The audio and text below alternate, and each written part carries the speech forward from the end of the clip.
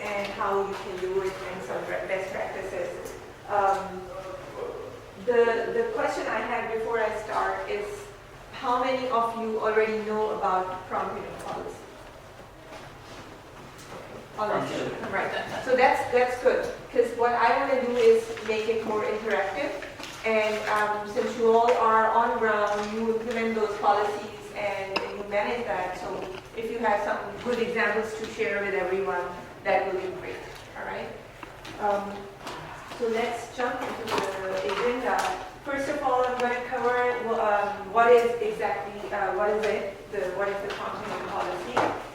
Some good guidelines that how you can implement that, and then I will talk about I will talk about PRISM, that how you can configure the policy in the system, how the system will help you manage the policy better, and what kind of reports you can generate from it. Thank you. All right. So the objective of the prompt payment policy, that first of all I wanted to share that why is there a need for a prompt payment policy. So this is a standard set forth by the government that ensures that the businesses are paid for what they owe on a contract. So as per 49 CFR Part 2629, the prompt payment mechanisms requires that all subcontractors performing work on Department of Transportation assisted contracts shall be promptly paid for the work performed according to their agreements in accordance with all relevant federal, state, and local laws. All right. So that is the main purpose of prompt payment policy that you want to implement. Now, for the USDOT funded contracts, how many of you have USDOT funded contracts? Okay, great.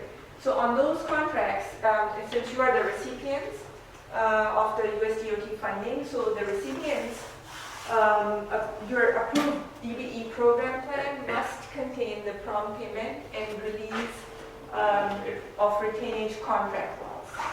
That is one requirement, that whatever contract you have to include that clause in your agreement with the prime contractors. And what is that clause? So as per the DBE program regulation, again, 49 CFR Part 2629, the contract clause must obligate the contractor to pay the subcontractor for satisfactory completion of the subcontract no later than 30 days after the jurisdiction, the recipient pays the prime contractor.